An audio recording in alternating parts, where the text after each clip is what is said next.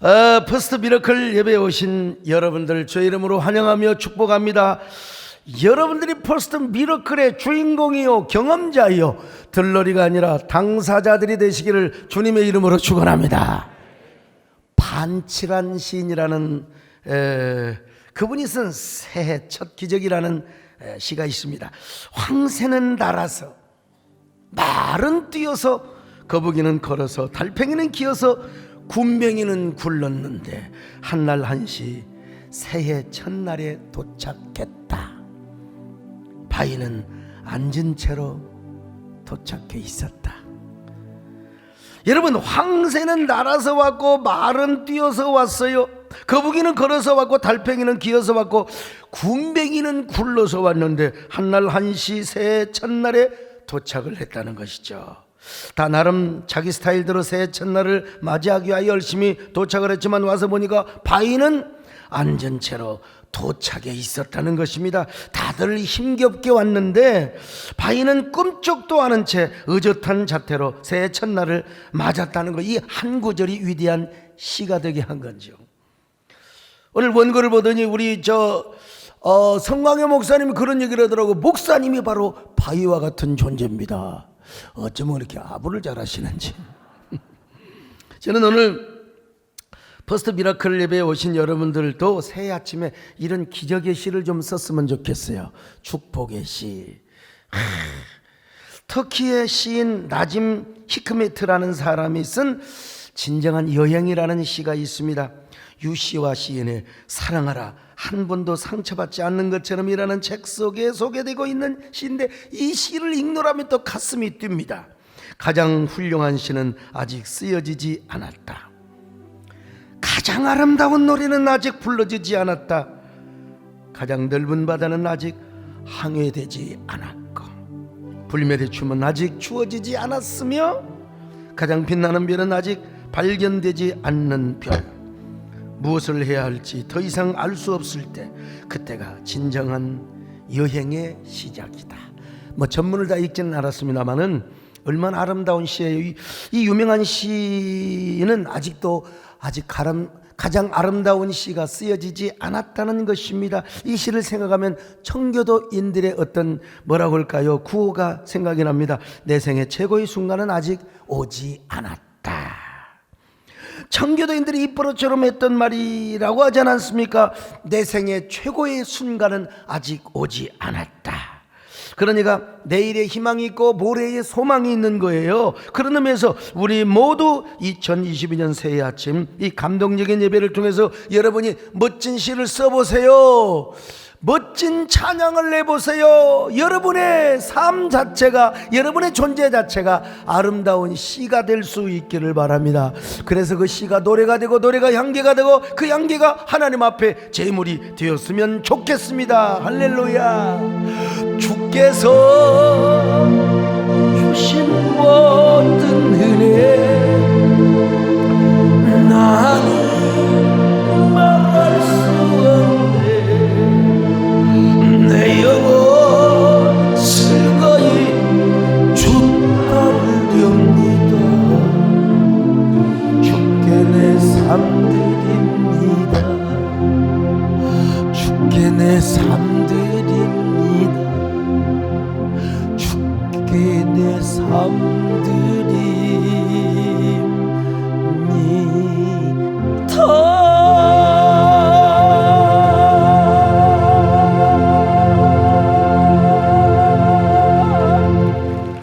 우리가 이런 멋진 시를 쓰고 기도하고 노래를 부르기 위해서는요, 물같이 무덤덤한 인생이 달콤하고 향기로고 아주 스위트한 이런 포도주 같은 인생으로 바뀌어져야 됩니다. 오늘 본문의 퍼스트 미러클, 물이 변하여 포도주가 되는 예수님 생애 최초의 기적을 일으킨 사건을 소개하고 있어요.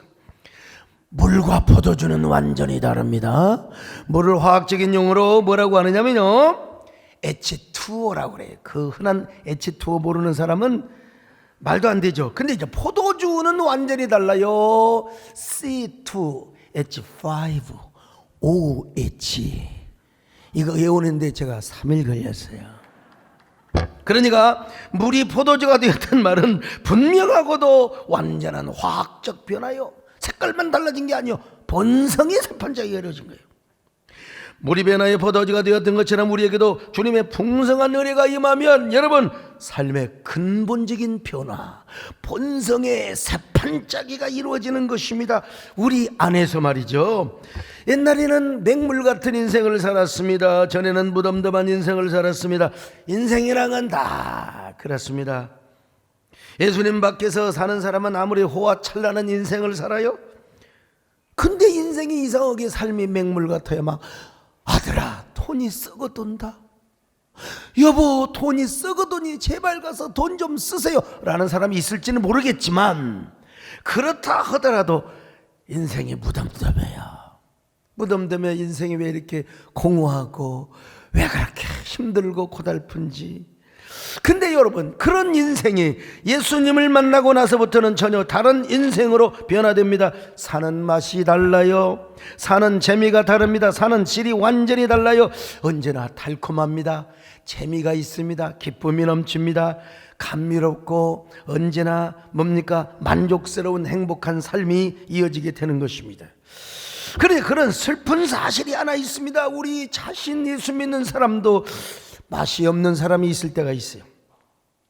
너무나 인생이 맛이 없고 지겹도록 피곤한 삶을 삽니다.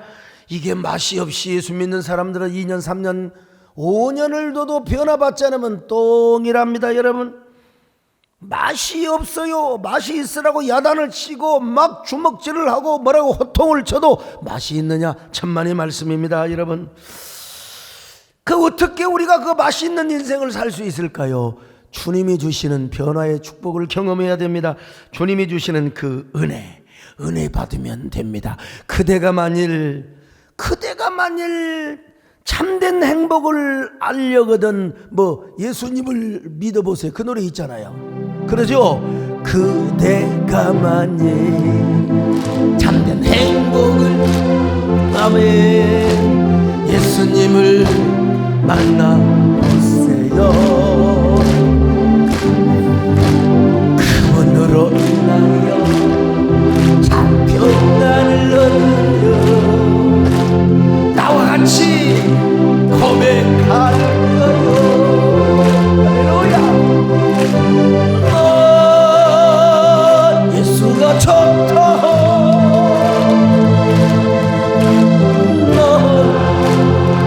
예수가 좋다고 그를 사랑한다는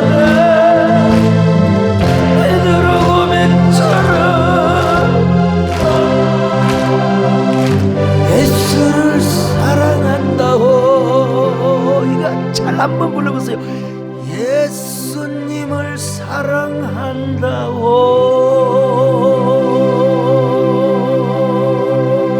그러니까 예수님을 만나면 되는 거예요. 그 은혜를 받으면 되는 겁니다. 자, 그러면 그 맹맹하고 맛도 없는 말이요, 그냥 아이고 씨가시도 안 된 무릉등 구정물 같은 인생을 살아가는 인생, 주님이 은혜를 주시면 변화를 받습니다.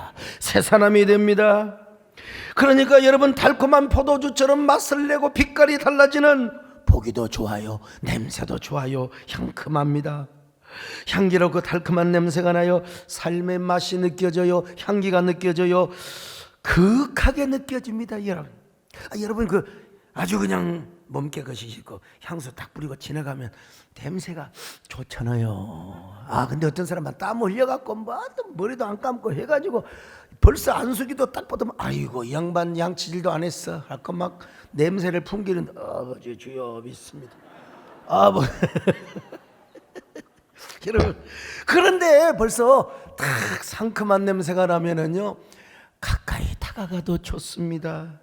그런 사람하고 신앙생활하고 그런 사람하고 이야기하고 싶고, 그런 사람이 어쩐지 끌리는 거예요.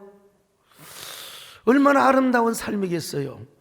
이런 얘기 하세요. 19세기 영국 캠브리지 대학 종교학 과목 시간에 이런 시험 문제가 출제되었습니다. 예수님이 물을 포도주로 바꾼 기적에 대해서 논하시오.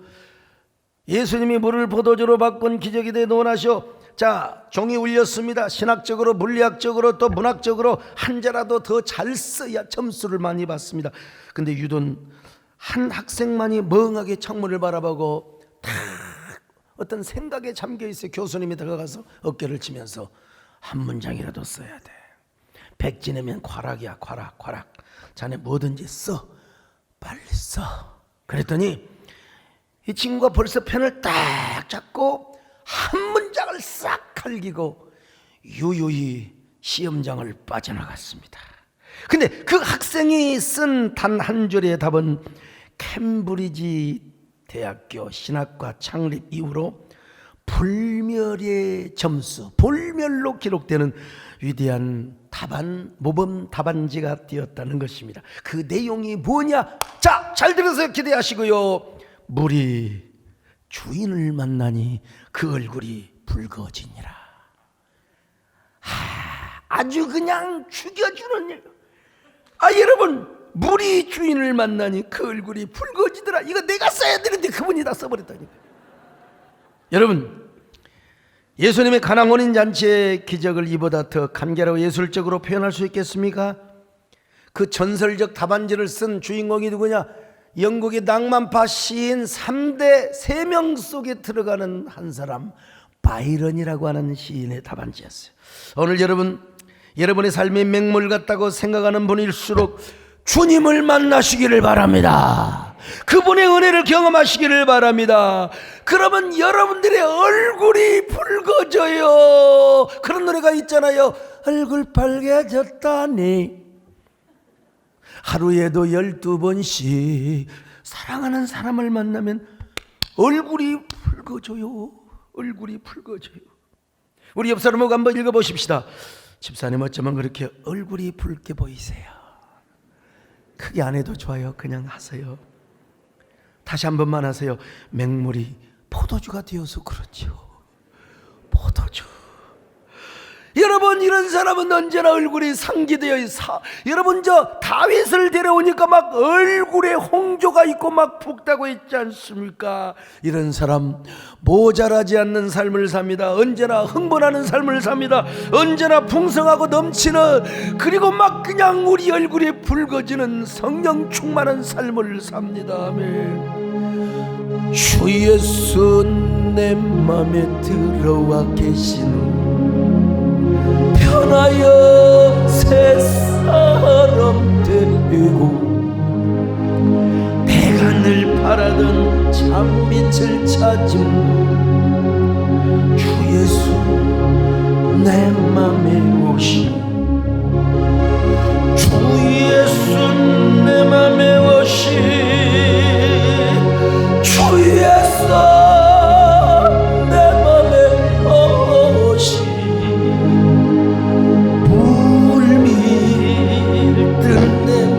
기쁨이 넘치는 주 예수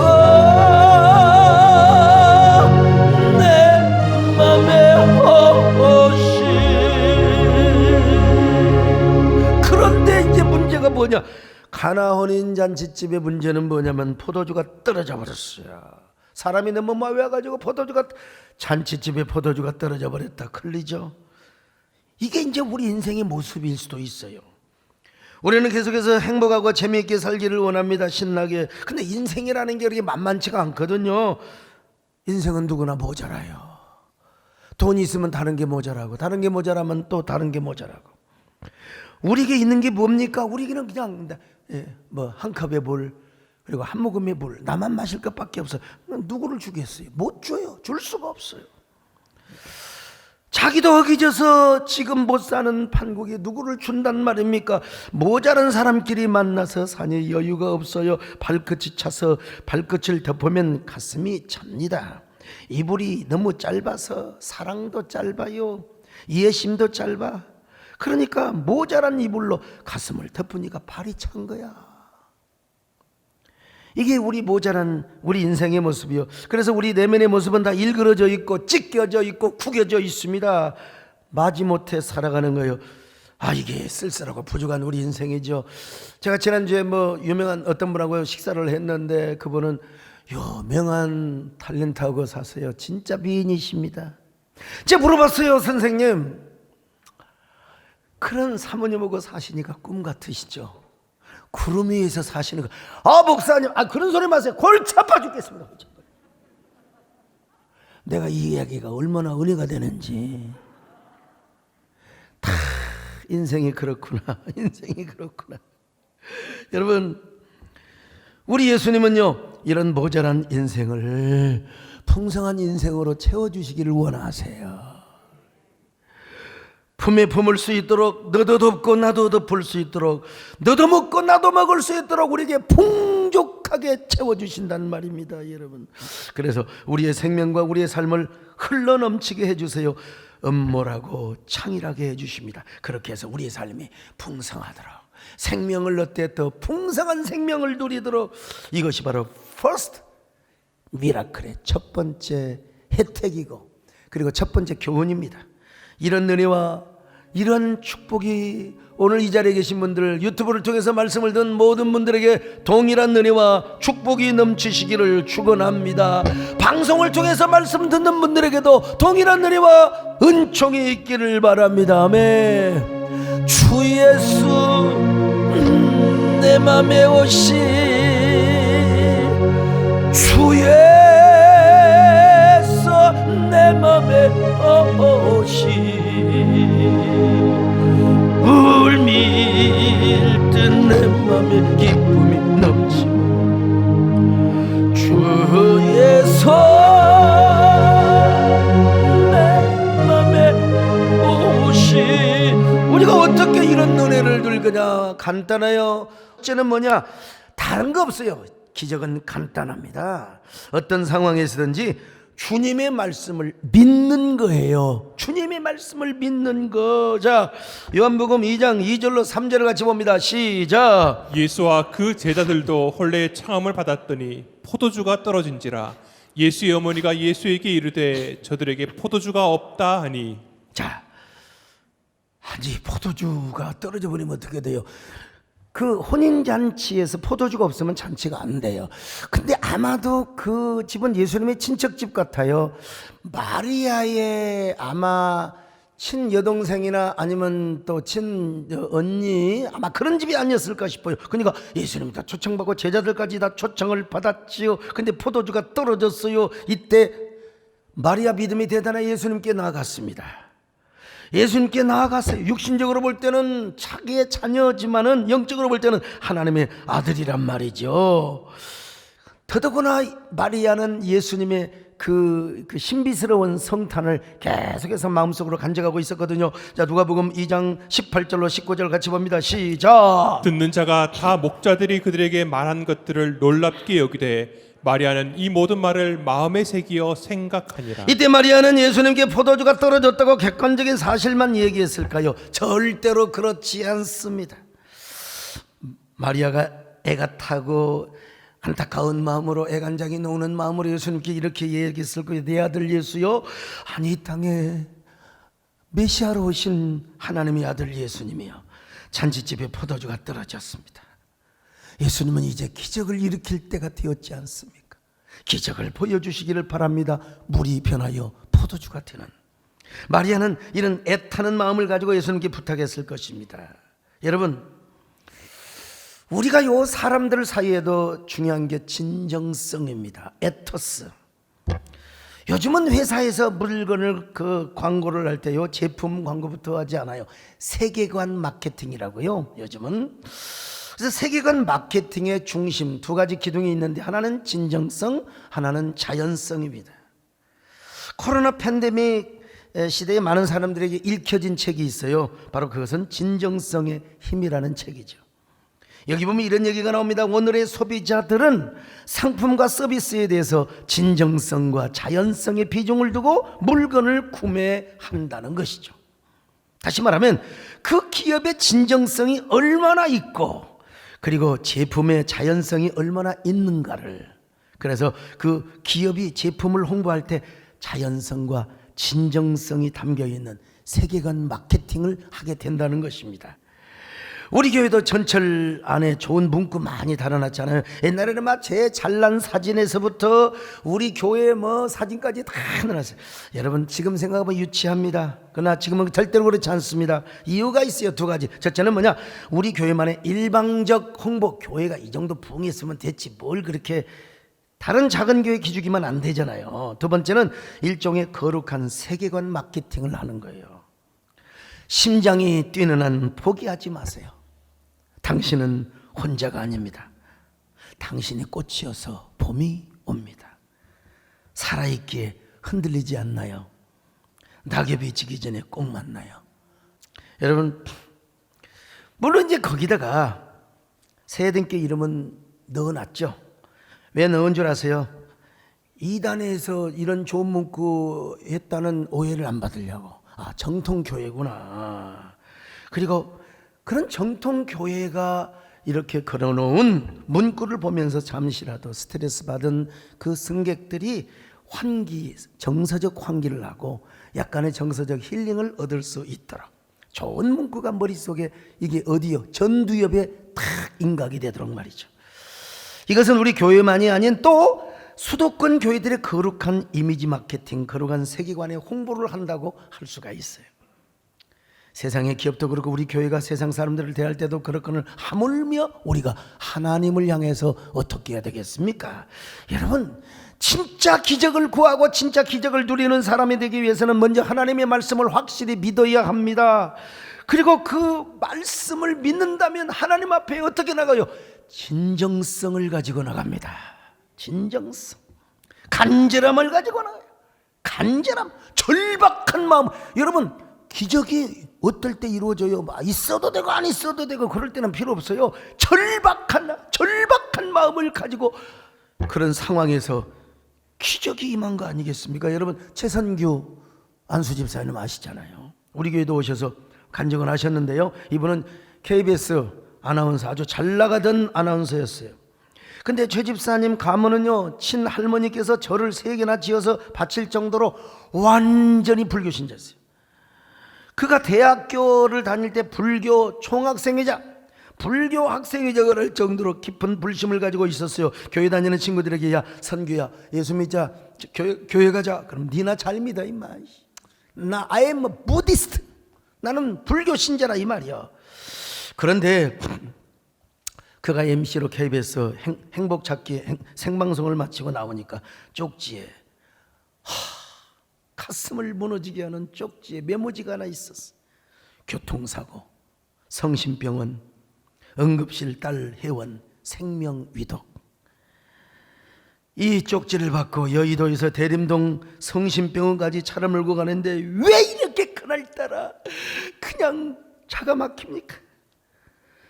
얼마나 가슴이 답답했는지 가슴이 터질 것만 같았습니다. 그래서 운전대를 붙잡고 계속 눈물을 흘렸습니다. 나중에 내용은 안 내용인데 딸 예원이가 집 앞에서 모래놀이를 하다가 놀다가 집을 실으러 온 2.5톤 추락이 그를 2번이나 받아가지고 성심병원에 옮겨진 것입니다.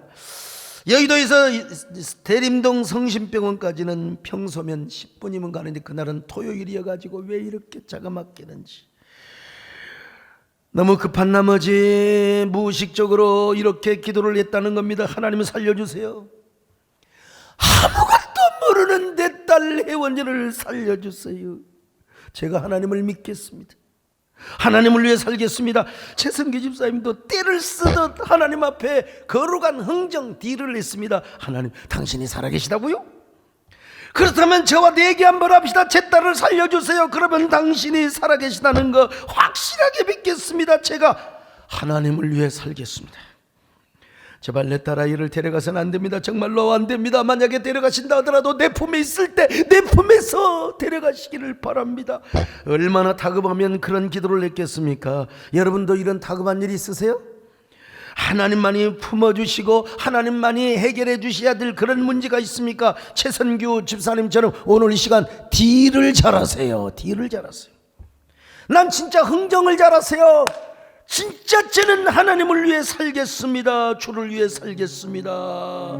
여러분, 그런 마음을 가지시기를 바랍니다. 아멘. 주여 나의 모든 문제 해결하여 주소서. 모든 문제 해결함을 주 약속하셨음. 내가 지금 굳게 믿고 애태우며 간구한 지금 나의 모든 문제 해결해 주소서. 마침내 50분 만에 10분 만에 갈 걸 50분 만에 도착을 했어요. 그리고 응급실로 달려가서 최혜원 사랑하는 딸의 침대를 가서 찾아보니까 이미 하얀 천으로 다 얼굴이 덮여 있어요. 의사는 사망을 선고했습니다. 그러나 최성규 집사님은 하얀 천을 걷어내버리고 사랑하는 딸을 품에 안고 그냥 엉엉 울어댔습니다. 사랑하는 딸 예원아, 아빠가 왔다. 아빠가 지켜주지 못해서 미안해. 하나님, 내가 혜원이를 안고 기도합니다. 한참을 울다가 보니까 여러분, 아이의 몸이 따뜻함을 느껴졌어요. 순간 최성규 집사님 소리를 쳤어요. 의사 선생님, 우리 딸 안 죽었습니다. 우리 딸 혜원이 살아있습니다. 바로 그때 혜원이가 캑캑 하는 겁니다. 손가락을 넣어가지고 본능적으로 톡 목구정에서 뭘 꺼냈는데 핏덩어리가 딱 기도와 식도를 가로막고 있었어요. 그 순간 혜원이가 후휴 하고 숨을 쉬는 거예요. 죽은 나이로 판명받은 혜원이는 그렇게 살아났습니다. 기적이 일어났던 거예요. 평소 하나님 없다고 부인하고 하나님을 핍박하던 사람이, 하나님을 구박하던 사람이 위기를 당하는 순간 하나님 말씀을 믿었어요. 하나님의 능력을 믿었습니다. 그것도 그냥 입으로만 아니라 진정성을 가지고, 간절한 마음을 가지고 애간장을 태우며 말입니다. 애간장을 녹이는 심령으로 하나님의 말씀을 믿고 그랬을 때 달리다굼의 기적이 일어났어요. 소녀야 일어나라. 소녀가 일어나는 기적이 일어나게 되었던 것입니다. 그날부터 최성규 집사님, 남자요, 그분 딱 얼굴 보세요. 성깔도 이렇게 딱 보이잖아요. 자존심, 아주 그냥 그 뚝심, 간절한 매달림이 그런 기적을 이룬 것입니다. 그래서 최선교 집사님 안에 본성의 새판짜기가 이루어진 거예요. 물이 변하여 포도주가 되는 듯한 기적. 그래서 그는 지금도 행복하게 살아가고 있습니다. 마가복음 5장에 보면 죽은 소녀가 다시 살아나는 기적이 나오지 않습니까? 여러분, 새해를 맞았는데도 죽은 소녀처럼 여러분의 영혼이 잠들고 있습니까? 여러분의 믿음이 잠을 자고 있습니까? 여러분에게도, 여러분 안에서도 달리다굼의 기적이 일어나시기를 주의 이름으로 축원합니다. 아멘. 새날에 밝아오네. 주님께서 찾으시네. 어둠 속에 잠자던 일어나라. 일어나 걸어라. 달리다가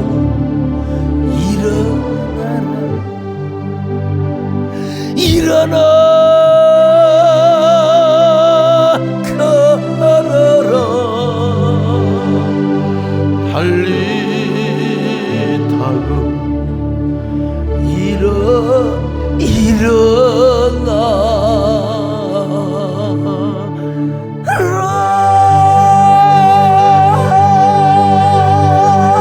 일어나게 하여 주시옵소서. 자, 두 번째, 말씀을 믿을 뿐만 아니라 그 말씀에 무조건 순종했어요. 이제 믿을 뿐만 아니라 순종하는 거예요. 오늘 본문에 봐요. 하인들은 뭘 시키든지 순종을 해버렸어. 그래서 마리아가 예수님이 무슨 말해도 다 믿어버려라. 그냥 무조건 순종이라, 무조건 순종이라. 자, 요한복음 2장 5절입니다. 시작. 그의 어머니가 하인들에게 이르되 너희에게 무슨 말씀을 하시든지 그대로 하라 하니라. 자, 예수님 뭐라고 하셨어요? 야, 돌 항아리에다가 그냥 물을 채워라. 거기는 물통이 아닙니다. 이게 손발 씻는 통이에요. 자, 그런데 거기다 물을 채우래. 2장 7절 시작. 예수께서 그들에게 이르시되 항아리에 물을 채우라 하신즉 아기까지 채우니. 그러자 하인들은 예수님 앞에 한마디 불평도 없어요. 그냥 순종을 했습니다. 2장 7절 계속 봅니다. 시작. 예수께서 그들에게 이르시되 항아리에 물을 채우라 하신즉 아기까지 채우니. 자, 그랬더니 세상에 물이 변하여 포도주가 되어버렸습니다. 손과 발을 씻는 항아리에 물을 가득가득 채워놨는데 그게 다 포도주, 와인이 되어버리고 말았을. 이런 기적이 어디가 있어. 이런 기적이야말로 예수님의 생애에 있어서 첫 기적, first 미라클이었습니다. 그래서 그 first 미라클에 의해서 제자들이 저분은 하나님의 아들이네, 저분이 메시아 맞아, 역시 우리 예수님이시구나, 역시 예수님은 하나님의 아들이시구나, 그래서 물이 변하여 포도주가 되게 하신 분이구나. 할렐루야. 예수님 말씀을 물이 변하여 포도주 되게, 예수님 말씀하신 물이 변하여 포도주, 예수님 나에게도 말씀하셔서 새롭게 변하신 것. 기가 막히잖아요. 새롭게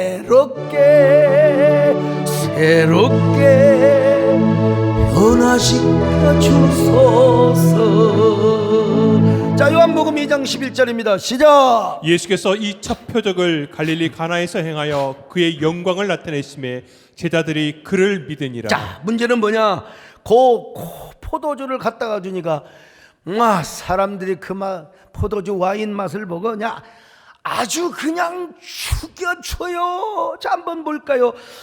요한복음 2장 8절로 10절입니다. 시작. 이제는 떠서 연회장에게 갖다 주라 하심에 갖다 주었더니 연회장은 물로 된 포도주를 맛보고도 어디서 났는지 알지 못하되 물도 온 하인들은 알더라. 연회장이 신랑을 불러 말하되 사람마다 먼저 좋은 포도주를 내고 취한 후에 낮은 것을 내거는 그들은 지금까지 좋은 포도주를 두었도다 하니라. 여러분, 일반적으로요, 처음에는 좋은 포도주 내고 좀 취하면요, 옛날에 술집에서도 그러잖아요. 가짜 그걸 뭐라고 하더라? 가짜 양주 주고 해가지고 막 들키고. 이 옛날이나 지금이나 똑같은 것 같아요. 와인이라고 해서 다 똑같은. 얼굴만 이쁘다고 여자냐? 색깔만 붉다고 와인이냐? 맛이 있어야죠. 맛이. 저 이태리 와인은 좀 시금합니다. 저 프랑스 보르도 와인은 좀 약간 덥드름합니다. 미국의 라파벨레, 저 칠레의 일부 와인은 또 굉장히 부드럽습니다. 아주 소프트합니다. 내가 왜 이런 걸 아느냐? 우리 장로님들 가운데 와인 소믈리에, 제가 제2술 권원장 우리 송은중 장로님이 와인 교수입니다. 그래서 한번 우리 장로님들한테 특강을 받았어요. 도대체 와인이 왜 좋으냐? 왜 성경에서 그렇게 와인이 나오느냐? 그 와인이 그 폴레피놀인가 이게 있어가지고 항산화를 막아주고 암을 굉장히 그런 혈액순환에 아주 좋다는 강의를 들었어요. 근데 우리 장로님들은 다 잊어먹어버렸더만. 나만 알고 있어요. 네. 자, 프랑스 보르도에 5대 와인이 있습니다. 첫째는 사토 무통 로칠드, 둘째는 사토 라투르, 세 번째는 사토 마고, 그리고 네 번째는 사토 오브리옹, 다섯 번째는 사토 라피드 로칠드. 자, 이거 5대 와인인데 최진경 장로님 기억하세요? 그러니까 관심이 없으니까 그래요. I don't care. 이 정도의 와인은 최하 몇백만 원입니다. 아무리 싸도 200~300만 원 주고 사야 돼요. 어떤 건 500만 원. 그런데 이보다도 더 고가의 와인이 있습니다. 이게 바로 뭐냐면은 프랑스 보르도의 페트루스라고 하는 와인입니다. 이건 적어도 1,000만 원? 아니 1,500만 원을 줘야 한 병 삽니다. 이거 먹다가 그냥 오바이트 하면 진짜 더 손해죠. 근데 이보다도 더 비싼 와인이 있어요. 프랑스 부르고뉴의 와인 로마니 꽁티. 이거 적어도 아무리 싸도 2,000만 원, 아니야 2,500만 원에서 3,000만 원입니다. 한 병에. 누가 한 병 사서 제 주시겠습니까? 자, 근데 문제는 현지에서 사면 싸다는 거야. 관세가 없으니까 현지에서 사면 굉장히 쌉니다. 그래서 어떤 사람이 로마니 꽁띠를 한 병만 사봤으면 좋을 텐데 여러 병을 사오다가 공항에서 딱 걸렸다. 걸려가지고 뭐라고 한 줄 아세요? 세관 직원에게, 아니 선생님 제가 분명히 프랑스에서 물을 가지고 왔는데 비행기에서 예수님이 물을 포도주로 바꾸어 버리셨나 봐요. 재미도 없으세요? 세상에 예수님을 이따가 팔아먹어요. 아무튼 저는 믿습니다. 예수님이 물을 포도주로 바꾸실 때 여러분 싸구려 와인으로 그 1, 2만 원짜리로 만들었겠습니까? 적어도 기왕 만든 김에 페트루스나 로마니 꽁띠 같은 와인을 만들으셨을 거 아니겠어요? 그러니까 잔치집에 온 사람들이 와인 맛을 보고 이야 원더풀, 이야 이거 리마카블하다, 대단하다 이 어찌 얼마나 위대한 장면입니까? 그런데 이런 기적을 일으키는데 이제 누가 쓰임 받았느냐는 거예요. 잘나고 똑똑한 사람이 쓰임 받은 게 아니에요. 누가 퍼스트 미라클의 주인공이 되었습니까? 하인들이었습니다. 하인들이 예수님께 한마디 질문했습니까? 물을 따라 부으라니까 부었어요. 오늘 우리에게도 하인의 믿음이 필요합니다. 당시 마리아가 하인 말고 잘나고 똑똑한 사람한테 예수님이 무슨 말씀을 해도 순종하라. 거기만이가 바리새인 서기관 아니면 뭐 아주 잘난 척하는 연회장에게 그 말씀 부탁했으면 순종했겠어요? 예수님 말씀에 전말에 마리아는 잘나고 똑똑한 사람한테 부탁하지 않았습니다. 하인들에게 부탁을 했어요. 그래서 기적은 누구를 통해서 일어났느냐? 하인을 통해서. 하인의 특징 뭐예요? 하인의 특징 뭡니까? 배장님, 자기 주관이 없어요. 자기 주관. 하인이 돼가지고 말이요, 아니 내관이 돼가지고 말이요, 전하 이렇게 하시옵소서 전하. 그러면 그건 목배임을 당하죠. 내관은 내관이죠. 여러분, 하인은 앉으라면 앉고 서라면 서고 밀면 자빠지고 끌면 당겨오고. 그래서 마리아는 하인을 선택했던 것입니다. 오늘 퍼스트 미러클 새해 여러분들이 첫 기적을 경험하기 위해서는 우리가 주님 앞에서 하인이 되는 길입니다. 주님 앞에서 하인 노릇하면 여러분 풍성한 삶을 삽니다. 하나님의 영광이 우리 삶 속에서, 우리의 가정, 직장, 사업장 속에서 하나님의 은혜가 풍성하게, 하나님의 기적이 풍성하게 새해 첫 기적을 여러분들이 경험하시기를 축원합니다. 새해 첫 기적. 오늘 여러분 어떤 사람이세요? 주님 앞에 잘나고 똑똑한 사람이세요? 아니면 좀 어리숙하는 사람입니까? 하인으로 존재합니까? 여러분이 아주 저 그냥 맹랑한 사람으로 존재합니까? 자기 스스로 똑똑한 사람은 주님을 왕으로 모시지 않아요.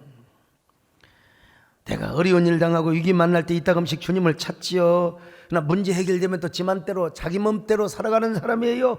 그러나 하인은 그렇지 않습니다. 언제나 잘 되든 못 되든 주님이 왕이 되십니다. 우리의 주인 되십니다. 그러니까 우리는 주님이 무슨 말씀을 하시든지 시키는 대로 순종하세요. 바로 이런 사람들에게 물이 변하여 포도주가 되는 놀라운 역사가 나타나게 되는 것입니다. 먼저 우리의 삶이 변합니다. 우리 안에 본성의 새판짜기가 이루어져요. 그러므로 올 한 해는 여러분 주님이 시키는 대로 순종하시기를 축원합니다. 시키는 대로 말이죠. 무조건 순종하는 하인 되시기를 바랍니다. 그래서 우리 퍼스트 미라클의 주인공이 되시기를 주의 이름으로 축원합니다. 아멘. 왕이신 나의 하나님, 내가 주를 높이고 영원히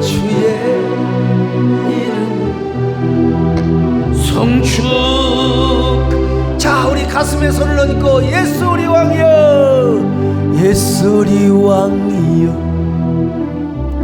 이곳에 오셔서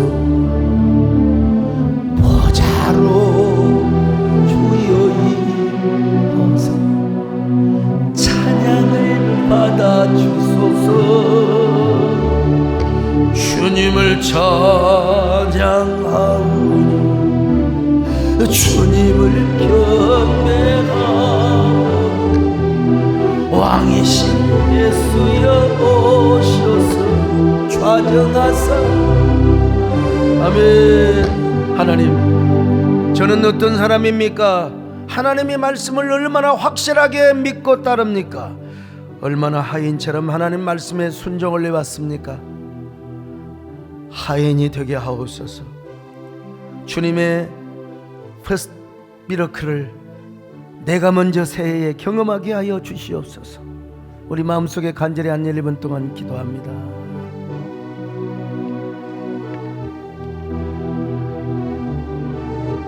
하나님, 나는 어떤 사람입니까? 하나님 앞에 진정한 종이십니까? 아니면 나 혼자 똑똑한 내가 왕이 되어서 내 인생을 살아가는 사람입니까? 하인이 되게 하여 주옵소서. 그래서 주인의 말을 무조건 믿게 하여 주옵소서. 따르게 하여 주옵소서. 순종하게 하여 주옵소서. 그래서 새해 첫 기적을 우리가 경험하게 하여 주시옵소서. 예수님의 이름으로 기도 올려옵나이다.